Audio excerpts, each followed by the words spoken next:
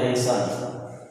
इसको आप लोग कक्षा 9, 10, 11 और 12 चारों क्लास के सिलेबस में है। 9th में भी पढ़ाया जाता है नरेशन, 10th में भी, 11th में भी, 12th में भी। 9th में भी 2 नंबर का, 10th में भी, 11th में भी और 12th में भी। ये चारों कक्षाओं के लिए है। पैसिव समाप्त किया जा चुका है। आज से नरेशन चैप्टर शुरू हो रहा है। नरेशन शब्द की उत्पत्ति नए शब्द से हुआ है। नरेशन मतलब वर्णन करना।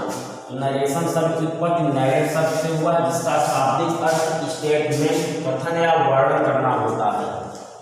नरेशन के 2 भाग होते हैं। पहला डायरेक्ट नरेशन और दूसरा indirect narration. What is direct narration? वक्ता के द्वारा कही गई बात को ज्यों का त्यों उसी के शब्दों में कहना डायरेक्ट नरेशन कहलाता है। वक्ता मीन्स स्पीकर।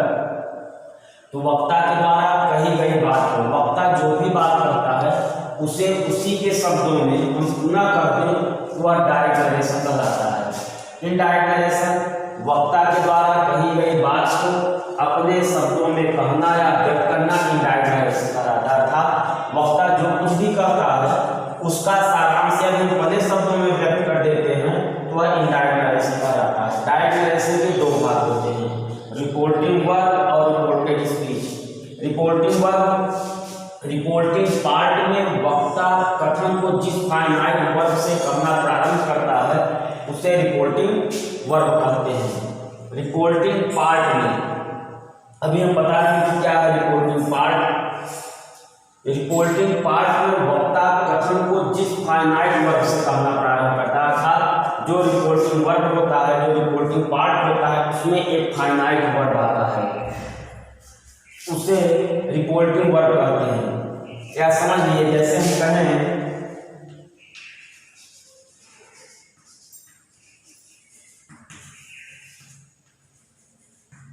राहुल से तुम्हें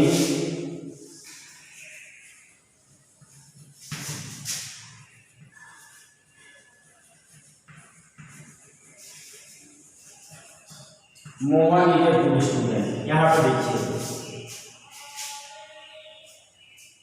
रिपोर्टिंग पार्ट में वक्ता कथन को जिस फाइनाइट वर्ब से कहना प्रारंभ करता है उसे रिपोर्टिंग वर्ब कहते हैं। वक्ता कौन हो गया? Rahul. A subject of the reporting verb बोला जाता है। क्या इसे आप रिपोर्टर भी कर सकते हैं, चाहे तो आप इसे subject of the reporting verb बोलिए या रिपोर्टर बोलिए। जो फाइनाइट वर्ब आई सीधे रिपोर्टिंग पार्ट में वक्ता कथन को जिस फाइनाइट या हमारी फाइनाइट वर्ब से भी इससे वह करना प्रारंभ करता है, इसे इन्वर्टेड कॉमा के बाहर लिखा है। अर्थात जो रिपोर्टिंग वर्ब होता है वह क्या हो गया? इन्वर्टेड कॉमा बाहर। रिपोर्टिंग वर्ब केवल से हुआ या पूरा क्या हुआ? रिपोर्टिंग पार्ट हुआ। ये subject of the reporting verb हुआ या फाइनाइट वर्ब हो गया और या reporting verb of the object हुआ और इन्वर्टेड कॉमा के बाहर लिखा गया है। रिपोर्टेड स्पीच क्या होता है? जो कुछ वक्ता के द्वारा कहा जाता है उसे रिपोर्टेड पार्ट या रिपोर्टेड स्पीच कहते हैं। राहुल ने उसने क्या कहा? Mohan is a good student. तो वक्ता के द्वारा जो कुछ कहा जाता है उसे रिपोर्टेड पार्ट या रिपोर्टेड स्पीच या पूरा रिपोर्टिंग पार्ट हुआ या पूरा रिपोर्टेड पार्ट हुआ या रिपोर्टेड स्पीच हुआ, इसी को हम रिपोर्टिंग वर्ब कहते हैं इसको।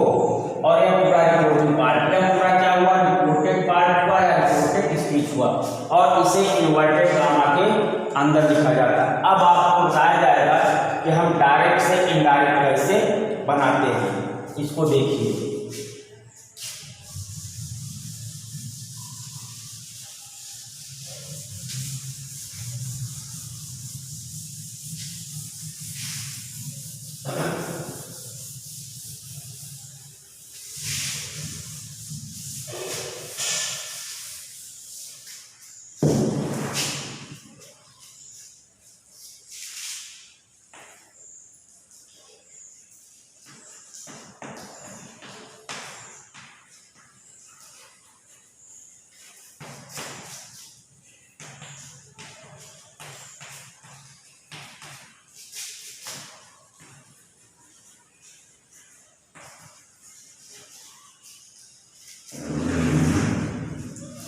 डायरेक्ट से इनडायरेक्ट बनाने का जनरल रूल।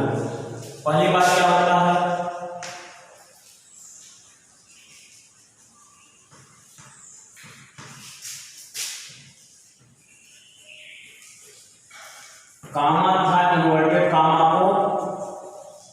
हटा देते हैं। अर्थात जब डायरेक्ट से इनडायरेक्ट बनाते हैं तो जो रिपोर्टिंग वर्ब या रिपोर्टेड स्पीच में कामा और इन्वर्टेड कामा होता है उसको हटा दिया जाता है। उसके बाद अभी बताया आपको कानून से टूनिंग मोहनी जो फुटबॉल जो इसमें कामा और इन्वर्टेड कामा होता है उसको हटा दिया जाता है। फिर जो एक चीज दूसरा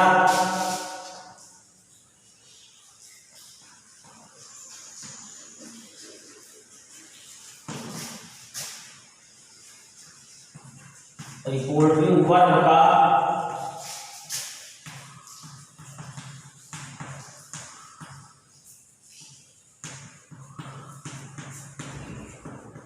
रिपोर्टिंग वर्ब का टेंस कभी नहीं बदलता है। फिर तीसरा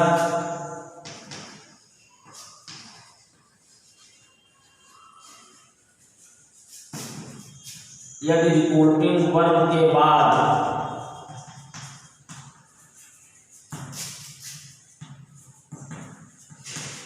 ऑब्जेक्ट हो तो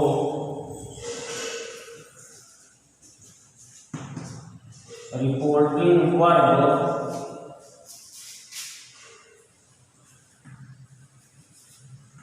से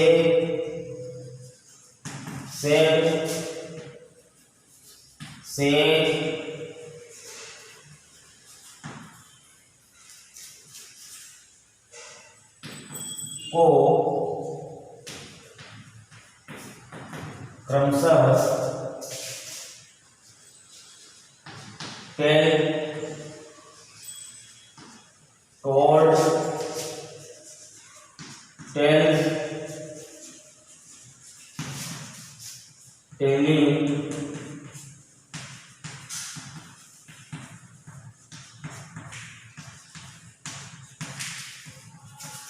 आज में बदल देते हैं। फिर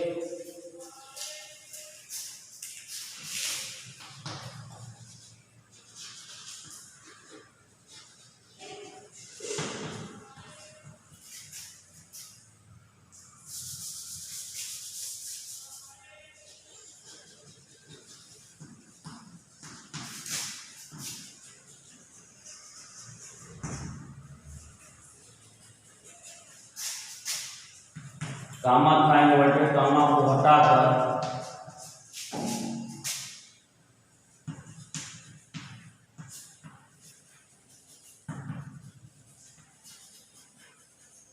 उचित कंजक्शन दैट इफ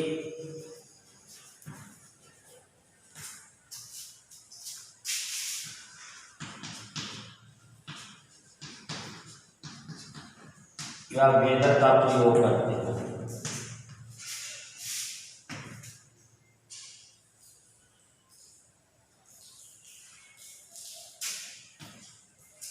कामा था इन्वर्टेड कामा को हटाकर उचित कंजक्शन दैट क्या वेदर या रिलेटिव सेंटेंस रहता है, कंजक्शन दैट इंट्रोगेटिव रहता है तो इफ या वेदर का प्रयोग करते हैं।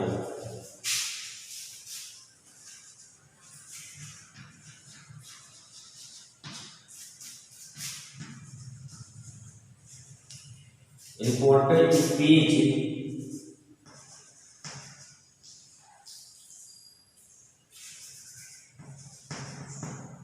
में आए हुए टेंस तथा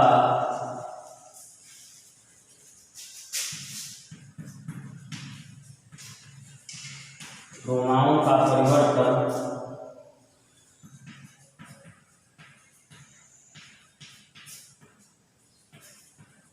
आवश्यकतानुसार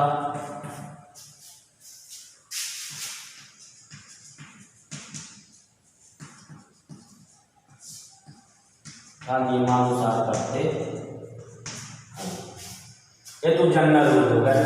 कामा था इन्वर्टेड कामा को हटा देते हैं, रिपोर्टिंग वर्ब का टेंस नहीं बदलता है। यदि रिपोर्टिंग वर्ब के बाद ऑब्जेक्ट हो तो रिपोर्टिंग वर्ब से सेट से सेम को क्रमशः टेल टोल्ड टेल्स टेलिंग आदि बदल देते हैं। कामा था इन्वर्टेड कामा को हटाकर उचित कंजक्शन दैट या वेदा का प्रयोग करते हैं। रिपोर्टेड स्पीच में आइडियल टेंस तथा प्रोनाउन का परिवर्तन और अन्य परिवर्तन जैसे नियम्य शब्दों का परिवर्तन होता है उनका परिवर्तन आवश्यकता था नियमानुसार करते अर्थात उसके नियम आपको बताए जाएंगे किस नियम में चेंज होता है किस नियम में नहीं चेंज होता है तमाम बातें हैं इसको बताया जाएगा। इसको आप देखिए। अब आप डालिए हेडिंग एडजेक्टिव सेंटेंस। अब आपका यहां से शुरू हो रहा है।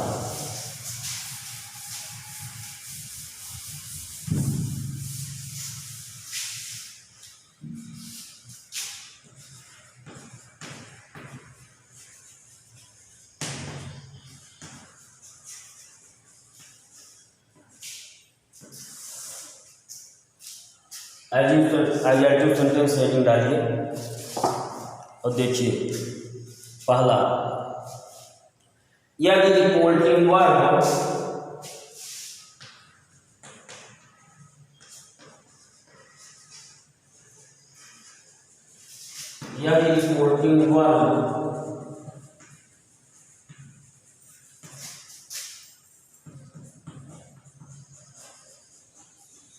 प्रेजेंट या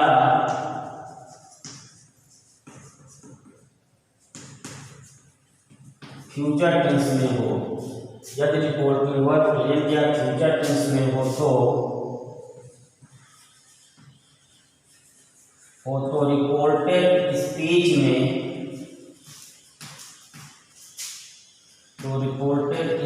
में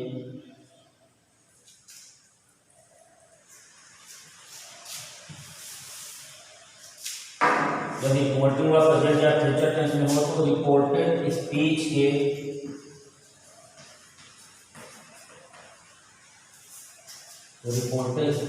टेंस में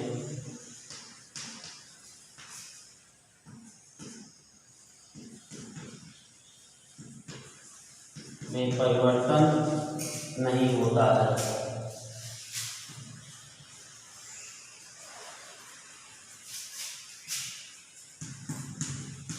प्रोनाउन का परिवर्तन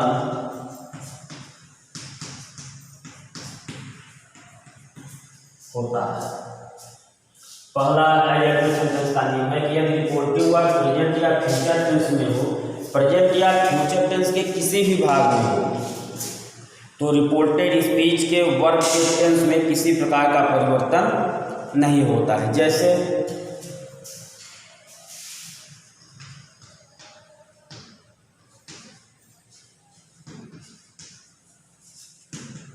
हरी से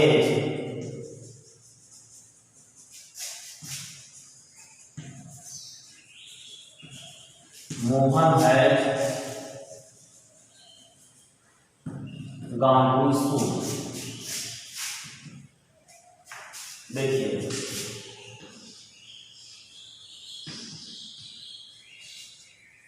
रिपोर्टिंग वर्ब हमारा प्रेजेंट टेंस में है। मैंने यहाँ पे ऑब्जेक्ट नहीं लिखा है क्योंकि आपको पहले ही बताया गया जो जनरल में बताया गया कि यदि रिपोर्टिंग वर्ब में ऑब्जेक्ट दिया हो तो सेज को टेंस में बदल देते हैं, सेज को टोल्ड में, लेकिन यहाँ पे ऑब्जेक्ट नहीं दिया गया है।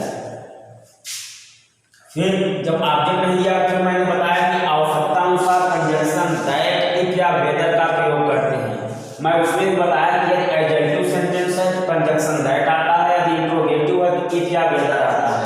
कामा था इन्वर्टेड कामा को हटाकर कंजंक्शन दैट का प्रयोग करते हैं। तो हरी सेज दैट, फिर पहला नियम यही लिखे कि यदि रिपोर्टिंग वर्ब प्रेजेंट या फ्यूचर टेंस में हो अर्थात प्रेजेंट या फ्यूचर टेंस के किसी भी भाग में हो तो रिपोर्टेड स्पीच के वर्ब के टेंस में परिवर्तन नहीं होता है।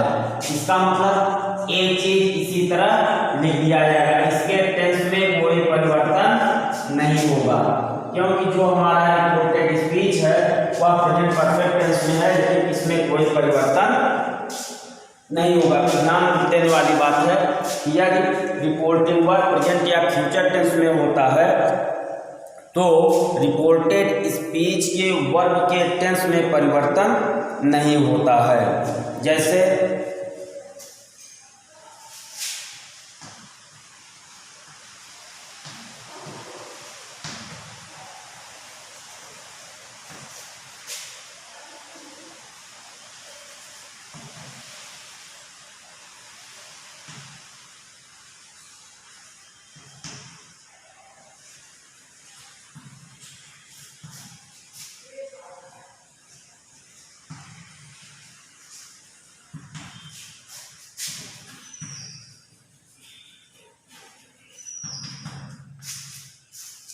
अब देखिए she will say conjunction that. अब रिपोर्टिव वर्ब फ्यूचर टेंस में हो गया, इसमें परिवर्तन तो होगा नहीं। शी डज नॉट रीड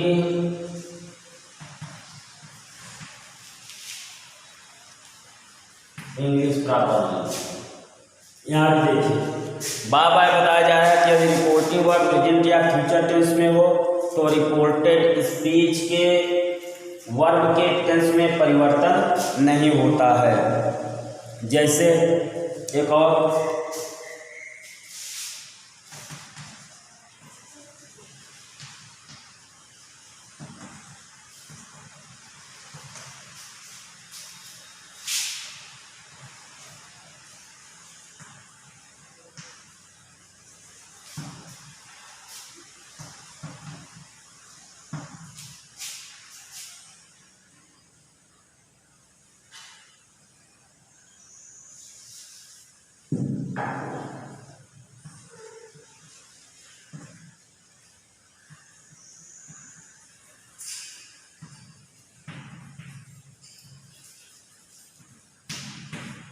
यहाँ देखिए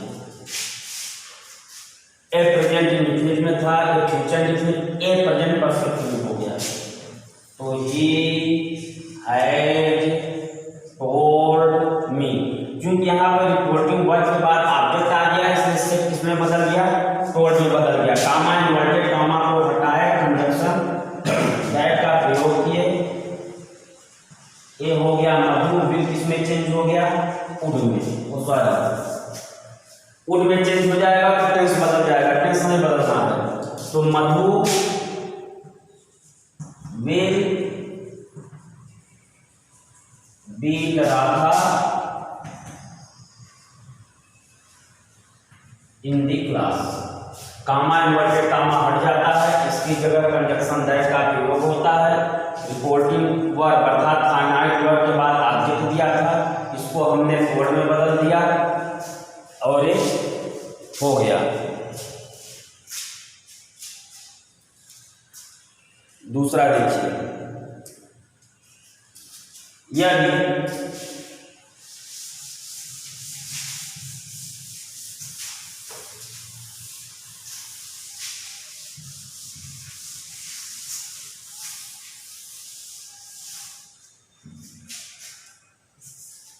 दूसरा नियम,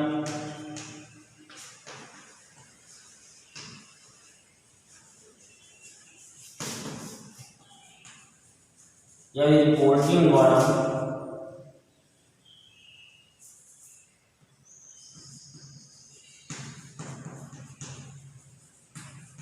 पास्ट टेंस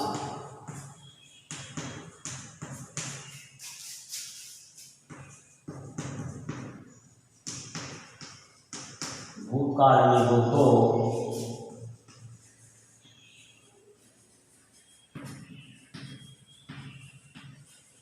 तो रिपोर्टेड स्पीच में आए हुए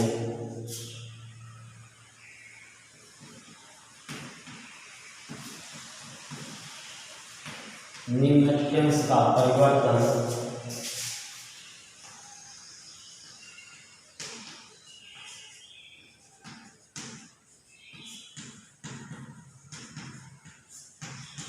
निम्न प्रकार से होता है। देखिए पहला नियम क्या बताया गया कि यदि रिपोर्टिंग वर्ब प्रेजेंट या फ्यूचर टेंस के किसी भी भाग में हो तो रिपोर्टेड स्पीच के वर्ब के टेंस में कोई परिवर्तन नहीं होता है। सेकेंड रूल क्या है कि यदि रिपोर्टिंग वर्ब पास्ट टेंस में हो तो रिपोर्टेड स्पीच में आए गए निम्न टेंस के वर्ब का परिवर्तन निम्न प्रकार से होता है, जैसे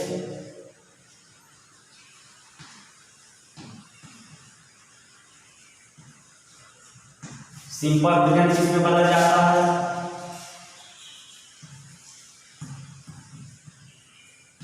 सिंपल पास्ट में।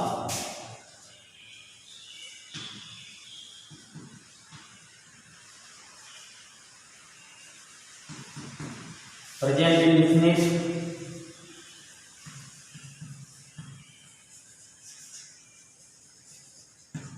Past indefinite.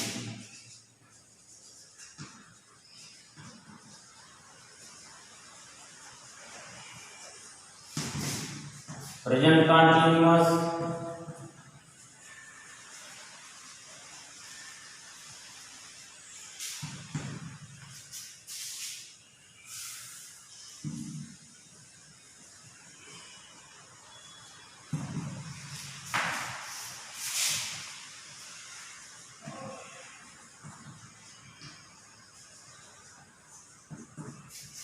Present perfect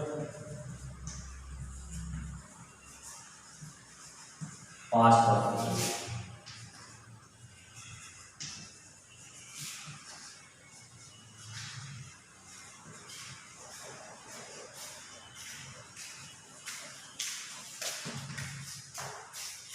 present perfect continuous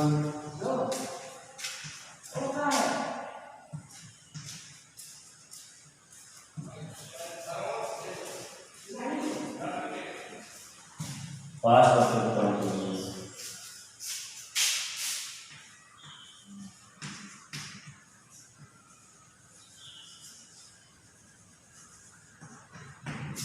past indefinite past perfect.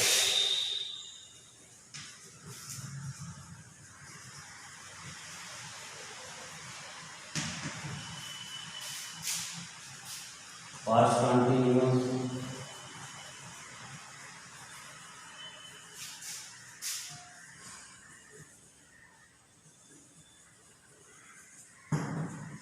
Past perfect continuous.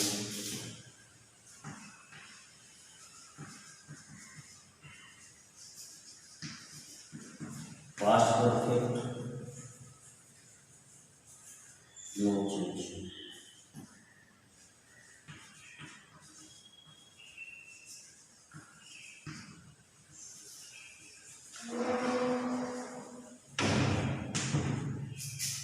Past perfect continuous no change.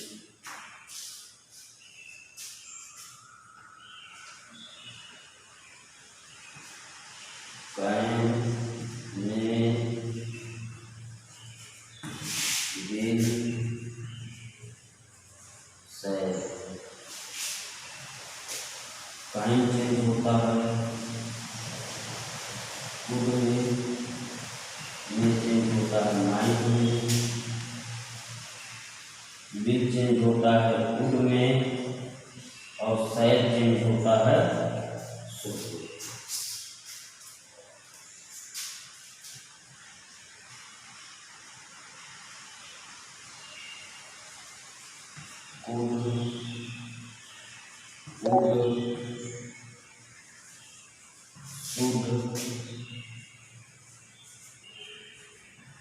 Might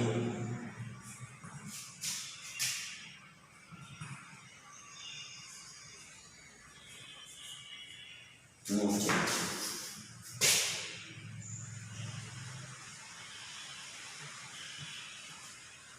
must ought to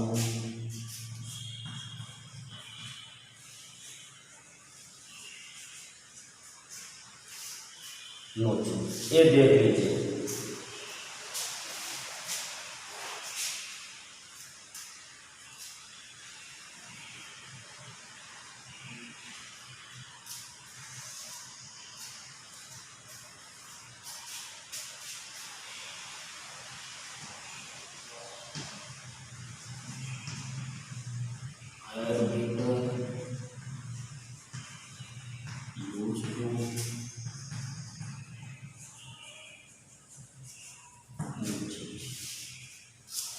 ध्यान दीजिए,